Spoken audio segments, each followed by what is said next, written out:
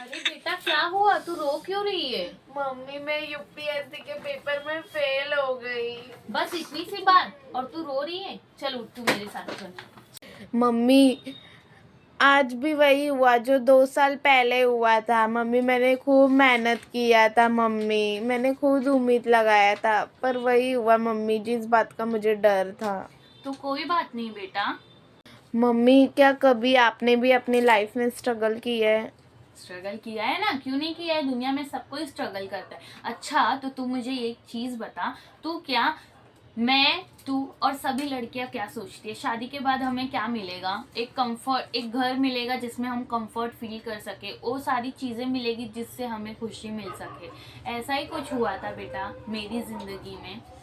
शादी से पहले जब मेरे माता पिता गए थे रिश्ता देखने के लिए, तो मेरे ससुराल वाले ने दूसरा घर दिखाकर रिश्ते को पक्का किया। और फिर जब मैं शादी कर कर आई घर में, यानी मेरे ससुराल में जब मैं आई, तो मुझे पता चला कि जैसा मेरी मम्मी कहती थी, जैसा मेरे पापा कहते थे कि तुझे ये घर मिलेगा और घर बहुत सुंदर है, जो तुझे चाहिए वो मिलेगा, वैसा तो कुछ था ही नहीं जब मैंने अपना ससुराल पहली बार देखा। तो मम्मी घर कैसा था? घर ऐसा था, बस आज हमारी जितनी बालकनी है ना, हमारा घर उतना ही था, यानी मेरा ससुराल उतना ही था। उसमें सारे जॉइंट फैमिली रहते थे, और तुझको तो पता है कि हमारे खानदान में जॉइंट फैमिली में कौन कैसा है। बस वैसे ही था। जैसे ही मैं आई, तेरी दादी के अलग ही नखरे शुरू।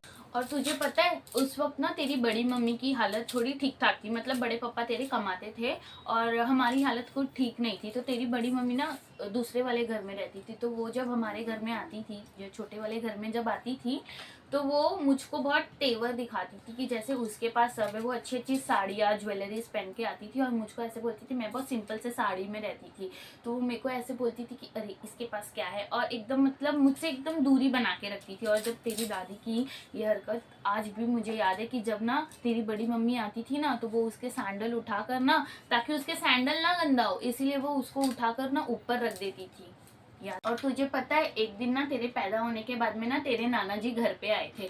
जब तेरे नाना जी घर आए और घर देखकर तेरे नाना जी तो थोड़े से शॉक हो गए थे।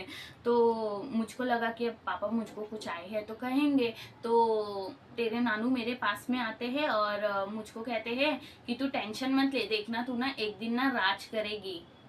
फिर पापा थोड़े टाइम बैठकर घर जाने के लिए निकल जाते हैं। फिर वो